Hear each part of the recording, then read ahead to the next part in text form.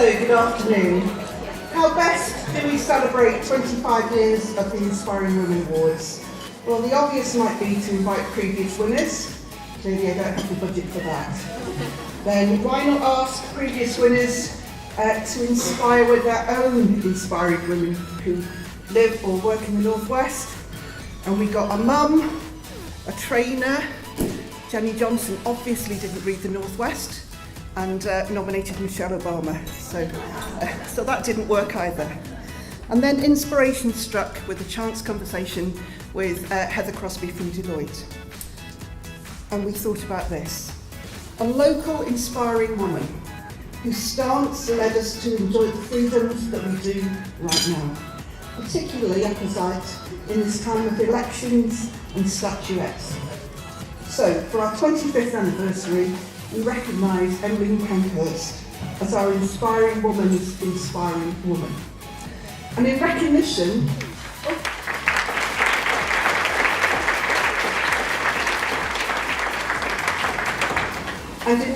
of his efforts to put Emmeline Pankhurst at the heart of Manchester with this statue, the maquette, but that will be 2.5 size, human size, in St Peter's Square, I would like to invite Councillor Andrew Simcox to the stage to accept his award.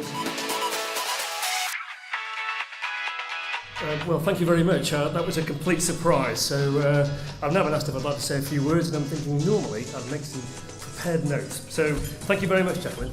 Of this campaign to have a statue of Emmeline Pankhurst should reach its conclusion in March 2019 on International Women's Day. First International Women's Day after the 100th anniversary of women first voting in a British general election. So I'd like to thank Edwina, and thank you again, and what a fantastic surprise. So thank you very much.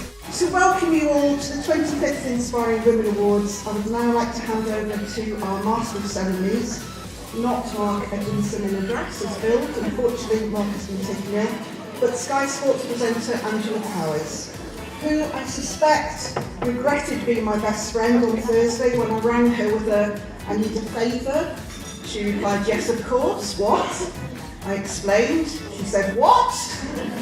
The fantastic Angela Powers. Yes, best friends, but you can't kind of become unbest friends, can you, overnight? So we'll stay friends for the time being.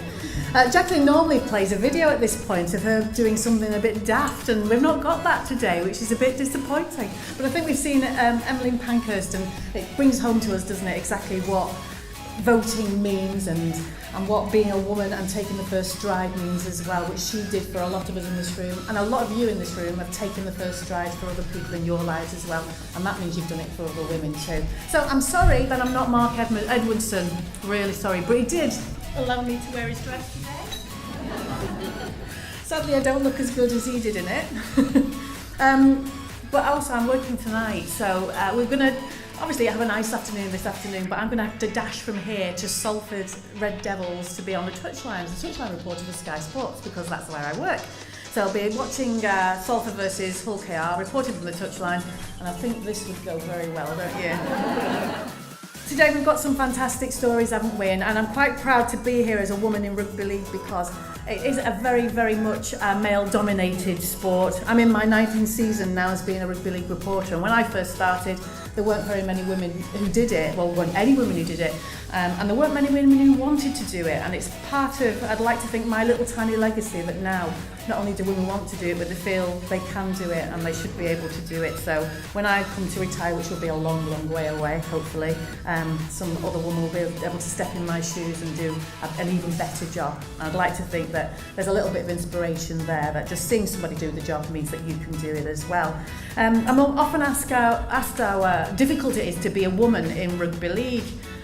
And I sometimes ponder this when I'm on a touchline and watching men stretch. And their tight tops and their little shorts. It's a terrible job, but somebody's got to do it. The sad thing is now I'm in my 19th season, as I say, and I'm old enough to be most of their mother. And I do treat them like that, so you look after yourself, make sure you eat properly. That's how it gets. But it is, as I said, a male-dominated sport mostly, but women do feature very, very heavily. At Sky, 40% of the audience at home watching is female, which is a massive number. And if you look around on the terraces at many of the rugby league grounds, you'll see lots of women and lots of children.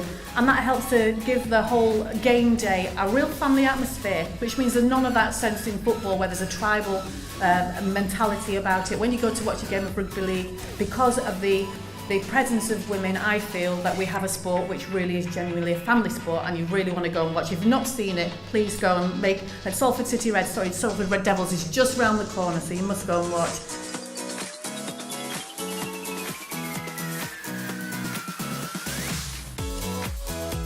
You'll have seen my face here if you've been to these awards before. It's getting a bit worrying in terms of age. So Deloitte have sponsored these awards for over a decade. We're delighted to continue the sponsorship. Some fabulous stories. Brilliant, Angela, in terms of how you've got the guests to actually give their stories. I'd like to announce the Tony and John to come up on the stage to announce the winner. Hi everyone, it's a pleasure to be here today presenting an award for the Inspiring Women Award. And the winner is...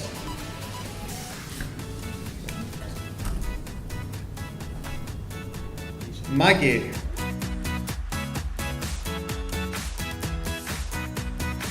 So thank you very much, whoever said yes that I was going to win, and thank you very much to all the people that work for us and the fabulous team that I've got and the girls up there who inspire me every day because they work really hard, and my gorgeous daughters, 2 of which are not here, but Lucy's over there, so thank you.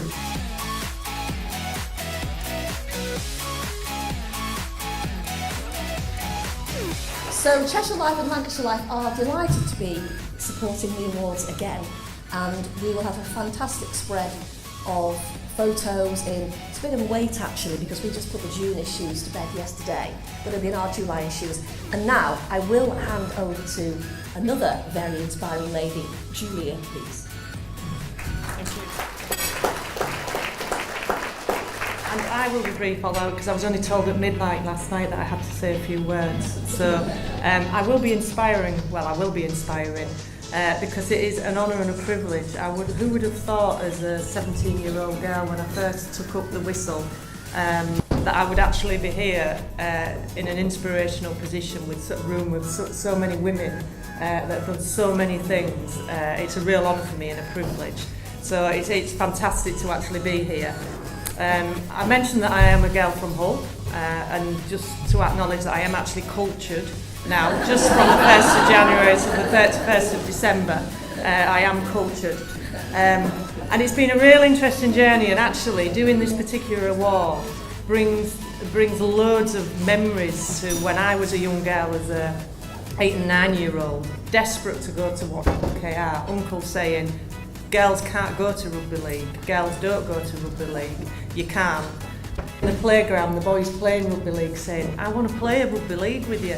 You can't, you're a girl. So getting a whistle and saying, well, I'll referee you then, boys, as an 8 and 9-year-old. And then teachers not allowing me to play rugby league.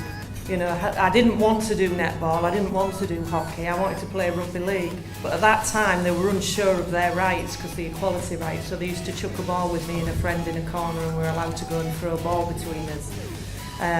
So it's a great honour to do this, and in my role as a referee, and from the terraces where I was actually dared to become a referee, not realising that actually I was a bit of a pioneer. I was very drunk on that evening when I actually put my hand up to be a referee. And going to my first society meeting, which actually gave them, it took them 3 months to decide whether a woman should be allowed into the society. And then when I got into the room, them saying, well, where are you going to change? Well, I don't know, I might just go in my gear. And what are you going to do with the brawl? Well, the under-11s didn't brawl in the first 3 games I refereed, thank goodness.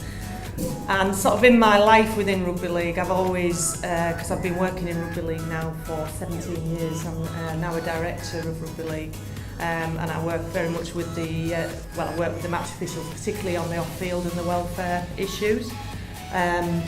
It's always been an interesting journey, and I've always promoted women in the sport and girls in the sport, bringing through the girls' champion schools, so the girls could play with the league, so that the girls could referee if they wanted, so the girls could play.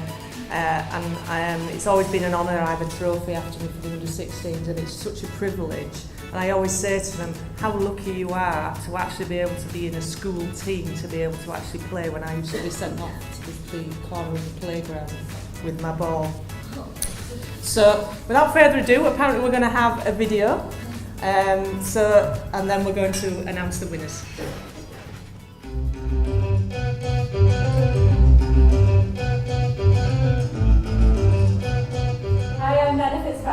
I'm 18 years old and I do visually impaired ski racing. Hi, I'm Jen Kehoe. I am Mendes Guys. I'm a Royal Engineer in the British Army and I've been working in Mendes for 18 months. My eyesight my visual impairment has been since birth. So I don't really know much different. So I don't really know what Jen sees. So my eyesight, I'm completely blind in the left eye, so I can't see much on the left side. And can only see about 5% vision in my right eye, and even that's, like, can't see much detail, and I'm no different and grown up just as any non-disabled child and lived my life to the fullest. So I first started skiing when I was 5 years old, just on a normal family ski holiday, enjoying life, and got my love from it then. I've been ski racing with the British Army for about 6 years now, and I was at the Inter-Service Championships in Maribel, and one of the coaches came up to me and asked me if I'd ever heard of guiding and if I fancied giving it a go. I looked blankly at him, I'd never heard of it, and just said, yeah, I'll try it. Went for a trial with another visually impaired girl who's still on the team, and loved it, got on really well, and it all started from there really. I'll give Menna the commands whilst we're on snow, but she gives me the ultimately it's whatever Menna wants and needs. So I give her what I think she needs, but she ultimately has the final say. Okay, so how it works is basically Jen's in front of me wearing an orange beard, and yeah, she tells me via Bluetooth communication headsets. She goes in front and I follow her line from her orange jacket and follow her instructions so we can go as fast as we can. 100% trust in her to not fall over in front. Yeah, it's all about the trust is a critical thing really.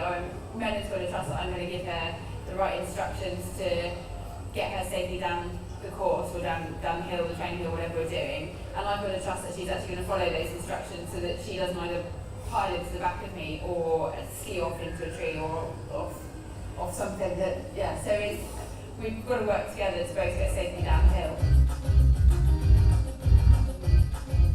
So our goal is to aim for the Paralympics in 2018, which will be in Pyeongchang in South Korea. If it's a medal, then we're really happy. Yeah, I mean, we'd be lying if we didn't say to you that we would love to win a gold medal at the Paralympics. I think any athlete would be lying to you if they didn't say that ultimately that's why they're in the sport. Like, to represent Great Britain is just an amazing feeling because you know, or you feel like you're doing all your friends and family proud, but even complete strangers that you've never even met before proud because they live in the same country, and having that support back home is just unbelievable, and it keeps me going. Getting up at 5:45 in the morning. Yeah, but just to feel proud and to be me. Yeah, so people do often say, oh, you can't do something because you're blind, or visually impaired people can't do sports. It's quite nice to surprise people on how independent I am and getting around places and just being able to do that, because I'm not allowed to ride a bike or drive a car. So it's that sense of freedom and feeling absolutely free and being able to do something that involves that speed the adrenaline rush that we do get is absolutely amazing. And as long as that feeling's there, then I'll always want to continue.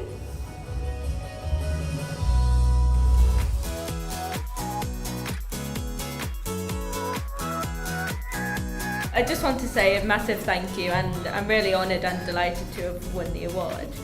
I ski because I love the feel of it, as I said in the video, and I just want to inspire young students, like primary school kids, to just try something, and I like to inspire people, and that's why I'm here today.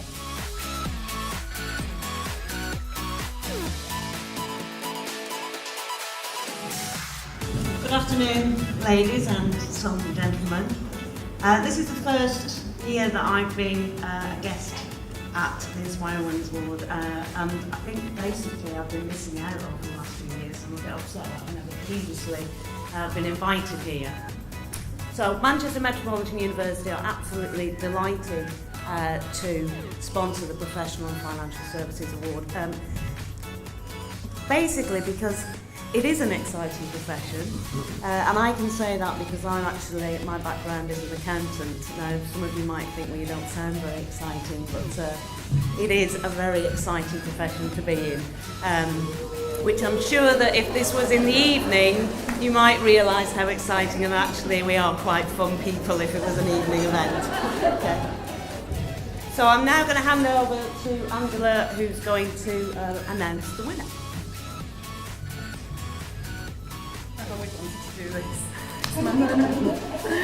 And the winner in this sector is Alison.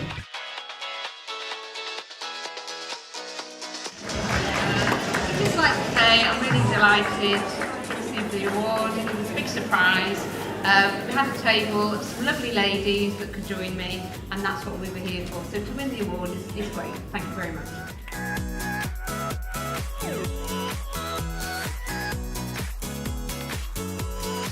Hello everyone. This is our second year of sponsoring the Entrepreneurs Award, so I'm really happy to be here again. Some of the stories are fantastic, aren't they? Really, really great. Also, I'm really happy because for me, I think banking is A, boring, and B, still perhaps a man's world. So it's really nice for me to be here today amongst all these women and hear these great stories. So I'll now pass over to the twins to actually present the award. Just before we start, this was we come from an Italian family, so we've been brought up around strong and independent women our whole lives. So it's a real privilege for us to be in a room with so many beautiful and inspiring women here today. Now back to us. You can check us out on our YouTube cooking channel and our blog, albertatwins.com. Just keep up to date with us.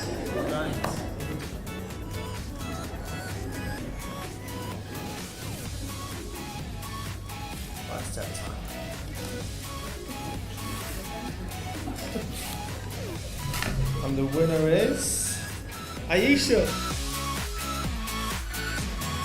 It's been quite overwhelming, and I'm just lost for words really. It's been hard work for me, and there's a lot to come to the brand now. We're going to be taking off at the International Makeup Artist Trade Show in a week's time, and we've got a lot of products coming onto the market. What I will be doing a lot of is I'll be doing a lot of masterclasses up and down the country now, which will be educating a lot of young girls, all the way to mature women, on how to maintain skin and how to create flawless skin, and looking at various different skin conditions. So girls, I would say just follow me on Instagram with Ash Cosmetics, and just to keep up to date with the latest on what's going on. I'm always innovating new products, so I'm pretty excited, and this award means a lot to me because it's been hard work. I also want to thank my husband. He's been a lot of support to me and been the backbone. Having 3 babies under the age of 5 is hard work, because it is, and then trying to do a business and a full-time job is also very, very challenging. So if it wasn't for my husband, I don't think this business would have been standing where it is, because I've had to travel and attack the country a lot. Yes. Thank you once again, thank you guys, thank you so much.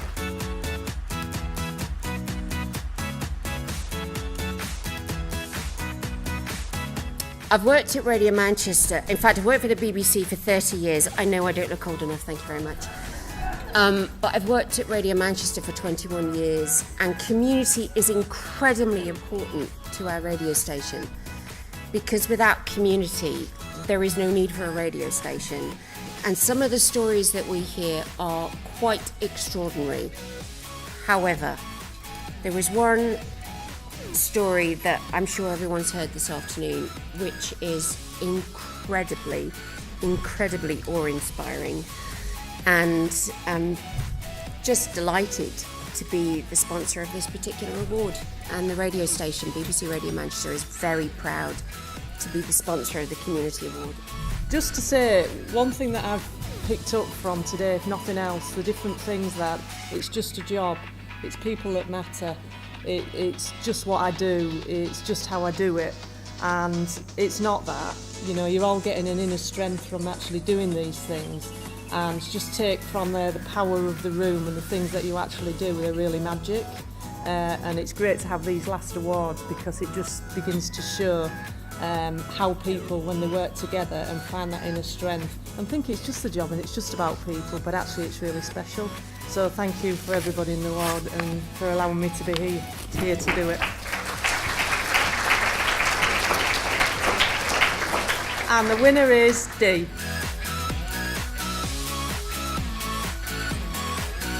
Thank you so much, and thank you to Jackie and all the team. I'm sure you can imagine it's very unexpected, and as I got halfway here I said to someone, did they say my name? So I wasn't actually quite sure, I wasn't sure if I got carried away in the excitement. But thank you so much. It's very nerve-wracking.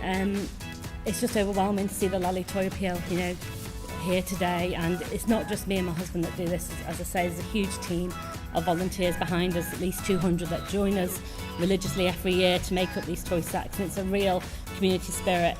And if anybody wants to get involved, feel free to contact me. You know, we're on Twitter and Facebook, and the more people that can help us, the more children we can help, and that's all we want to do. We're going to try and help 4,000 children this year, which is double what we've done to date in the last 4 years. So.